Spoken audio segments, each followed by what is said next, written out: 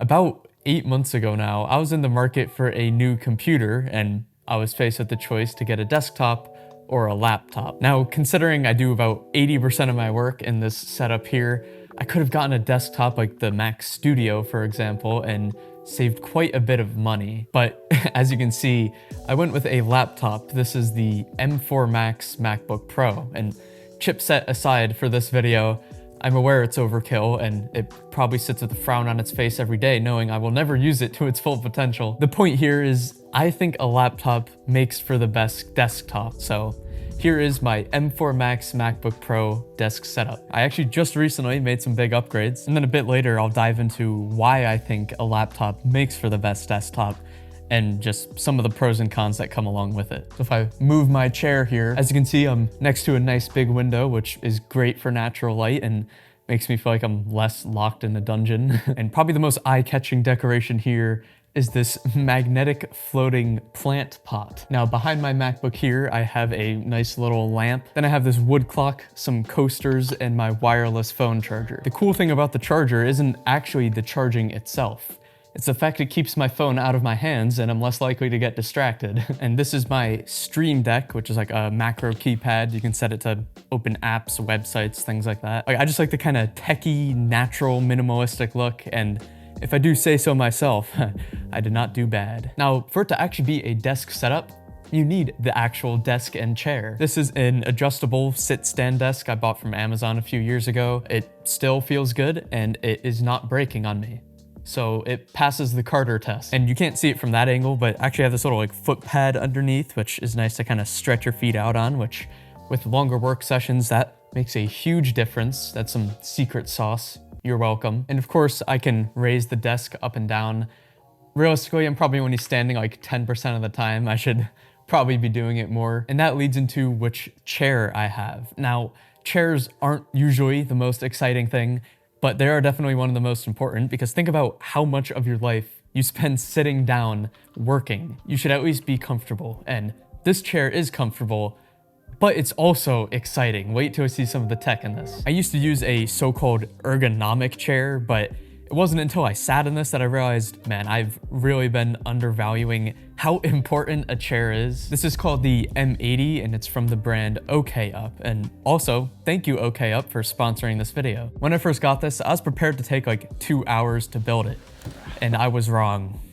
It took like 12 minutes, and that would have went even quicker if it wasn't for my buffoonery while recording it. Now, this is a pretty big chair, but it is definitely not wasted space. You know, of course it has the adjustable footrest, recline, and also lumbar support, which my lower back is a fan of. But here's where we get into the really cool tech, because this is the upgraded version. So it has features like a ventilated seat for the hot days, or what I was using just this morning, the heated seat. It's getting a little colder where I live, and I will absolutely be taking advantage of that. Like, I didn't think I needed a heated seat, but now that I have it, I don't know if there's any going back. Watch this though. Prepare to be jealous. I'm fully reclined. I have the heated seat on, and now I can turn on the built-in vibrating massage mode. You know, I should really be making all of my videos like this. I'm quite comfortable. You know, I haven't tried a lot of chairs, but out of the 4 or 5 that I have, this one is by far the most comfortable and also the coolest. And as I'll be getting into later for this video, I have a laptop. I can work on my couch,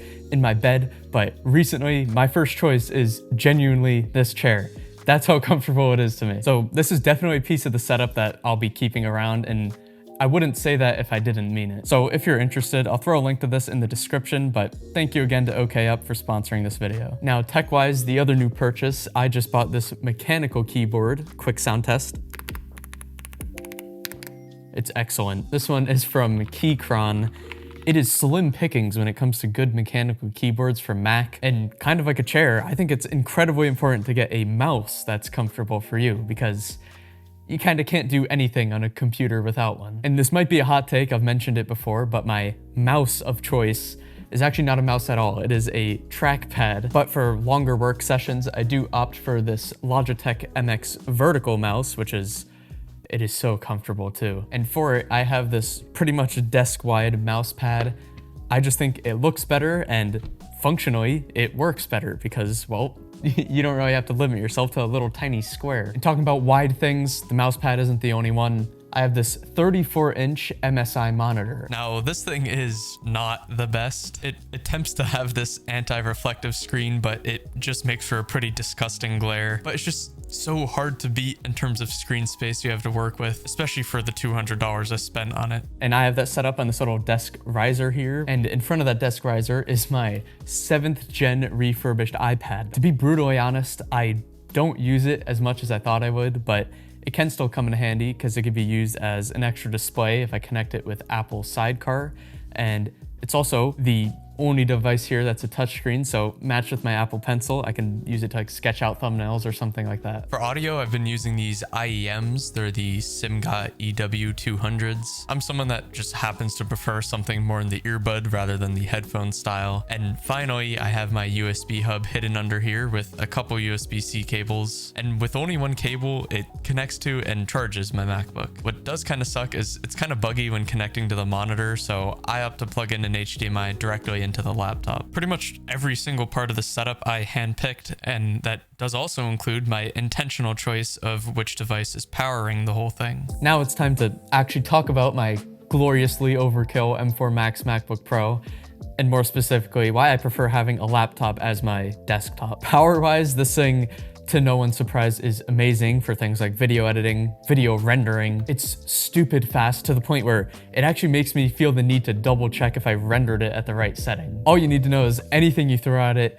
it can handle. Also, it's worth noting that Apple laptops have the exact same chip and performance as their desktop. So unlike a Windows device, how even if you have the quote unquote same chip, the performance may take a hit. So like to everything, there are downsides, which I will go over, but just to start, I'm gonna go over the pros of why I like having my whole setup run from a laptop. And there's the obvious one, I'm just gonna get it out the way now. It's portable. Like whether you're plugged into a setup or traveling for work or sitting on your couch watching football on NFL Sundays and wanna make it seem like you're doing something productive, that's me. It's just a luxury and an option that you don't have with a desktop. And I'm sure for a lot of people, that is the biggest deciding factor. But to me, that wasn't the only benefit. Another big one that I think maybe should be mentioned more is I have a second screen here automatically. I find it useful for putting up extra files or different documents, or even when I'm editing, I have the full 16-inch laptop screen being taken up by the preview. And whether you're plugged into your setup or not, all of your files are still on the same computer, so you never have to worry about not having something. And actually this morning, it reminded me to add in one extra thing. If your power goes out, you still have a battery backup and you can save your files, you can even keep working in some cases. So it's probably not the most common thing, but within the past year, it's probably happened 2 or 3 times. And each of them, I've been very grateful to have a laptop and not lose what I'm working on. Now, especially for Apple, you will be paying a lot more to get the same exact specs in laptop form rather than desktop form. Like for a personal example, if I took the specs in this laptop and added it to a Mac Studio, it would be $1,300 US less. But again, those specs are overkill. So for something like an M4 Mac Mini versus like one of the new M5 MacBook Pros, with the same specs, it's still an $800 difference. Now, to be fair, with a laptop, you're getting a display, a pretty good one at that, a keyboard and a trackpad, and also speakers, and MacBook speakers are pretty solid, but it's still no doubt a luxury that you will have to pay for. But like at this moment in my life, I really don't know what the future is gonna bring. I have the option to edit in my setup here, or just over there on my couch at a coffee shop, or if I ever have to travel for something YouTube related or just general video production work, that peace of mind that I don't have to buy a different device and everything's just in the same place is worth it. So I think having the laptop as the core of your setup, it offers a lot of flexibility and a lot of other benefits, but it is absolutely not the best bang for your buck in terms of power. But I guess a big takeaway, the number one most important thing of your setup is that it works for you. If you have any good ideas of something else I should add here, let me know, but feel free to subscribe for more tech content, and thank you for watching.